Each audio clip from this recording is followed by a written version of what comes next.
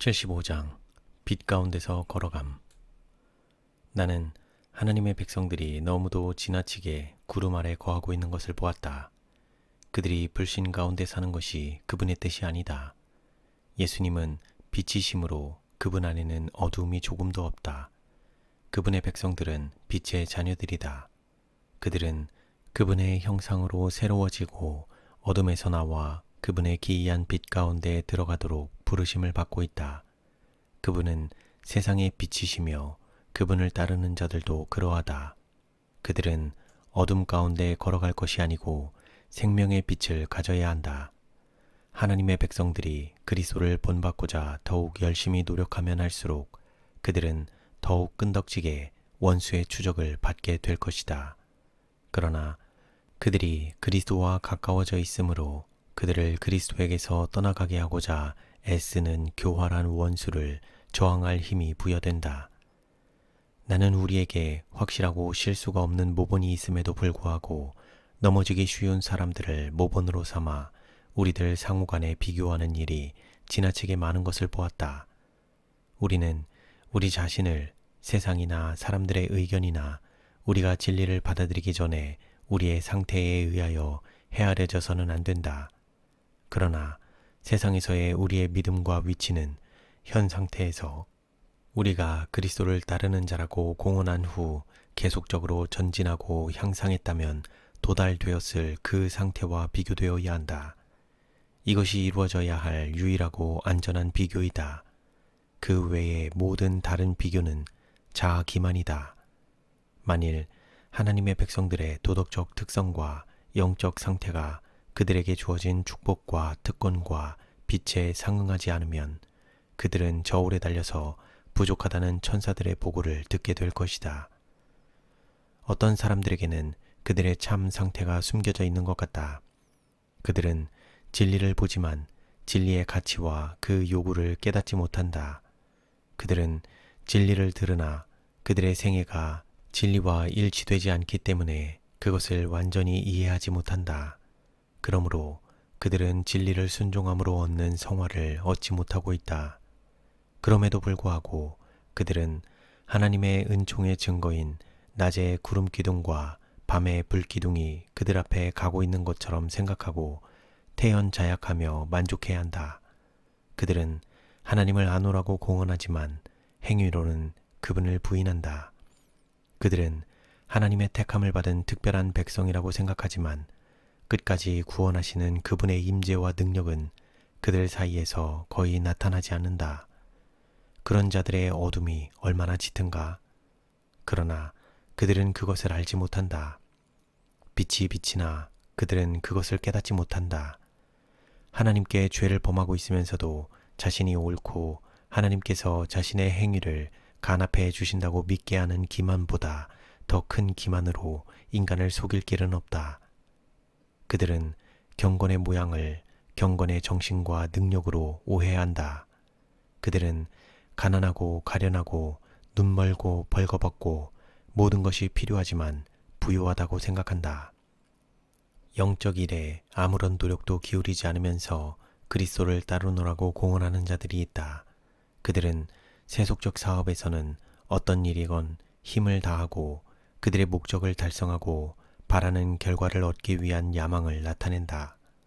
그러나 모든 것이 달려있고 그들의 영원한 행복이 그들의 성공에 좌우되는 영생의 사업에서는 그들이 마치 도덕적 존재가 아닌 것처럼 마치 다른 사람이 그들을 위하여 생명이 걸린 경기를 대신해주고 그들은 결과를 기다리는 것 외에 할 일이 없는 것처럼 무관심하게 행동한다.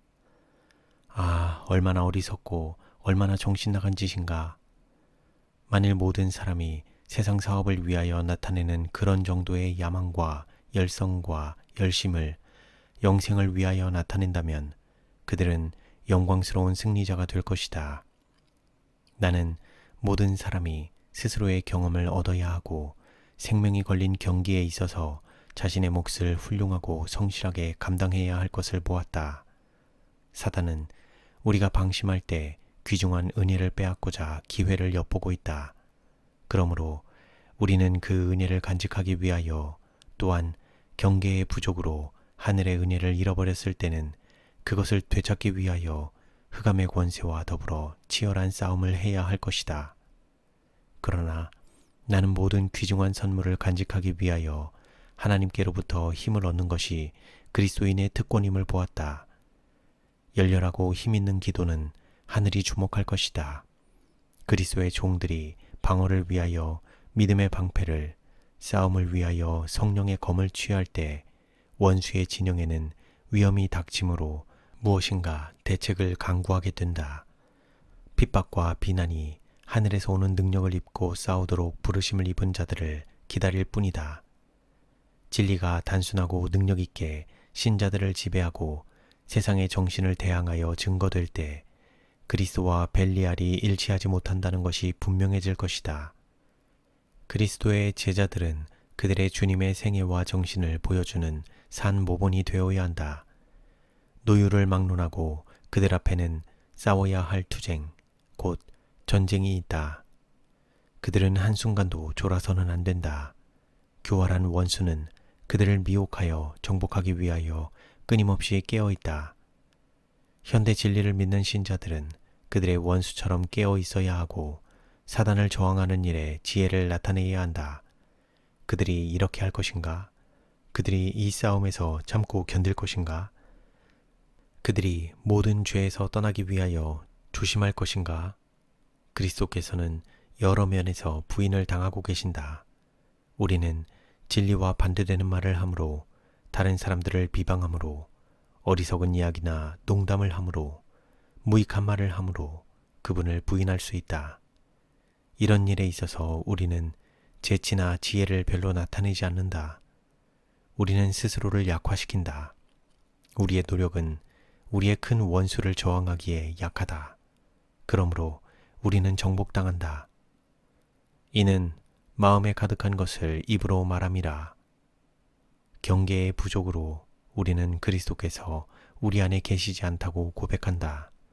자신을 아낌없이 하나님께 바치기를 주저하는 자들은 그리스도를 따르는 일에 빈약한 결과를 나타낸다. 그들은 너무 멀리 떨어져서 그리스도를 따라가므로 그들이 실제로 그분의 발자취를 따라가는지 그들의 큰 원수의 발자취를 따라가는지 모르는 수가 태반이다. 왜 우리는 이 세상의 사물에 대한 관심을 버리고 그리스도를 우리의 유일한 소유로 삼는 일에 그처럼 느린가? 왜 우리는 우리 주님의 원수들과의 우정을 지속하고 그들의 풍습을 따르고 그들의 의견에 의하여 지도되기를 원해야 하는가? 완전히 아낌없이 하나님께 바치고 세상과 세상의 사물들을 사랑하는 마음을 버리고 거기서 돌아서야 한다. 그렇지 않으면 우리는 그리스도의 제자가 될 수 없다. 그리스도의 생애와 정신은 탁월함과 완전함의 유일한 표준이다. 그러므로 우리의 유일한 안전책은 그분의 모본을 따르는 것이다. 우리가 그렇게 하면 그분께서는 당신의 교훈으로 우리를 인도하시고 후에는 우리를 영광스럽게 영접해 주실 것이다. 우리는 우리의 구속주의 발자취를 따라가기 위하여 열심히 노력하고 많은 고난을 기꺼이 받아야 한다. 우리가 성령을 받기 위하여 애쓰고 생활하고 믿을 것 같으면 하나님께서는 우리를 위하여 기꺼이 일하시고 당신의 영을 값없이 주신다. 그러면 우리는 그분이 빛 가운데 계신 것처럼 빛 가운데서 걸어갈 수 있다. 우리는 그분의 사랑을 소유하여 누리고 그분의 다함이 없는 충만하심에 잠길 수 있다.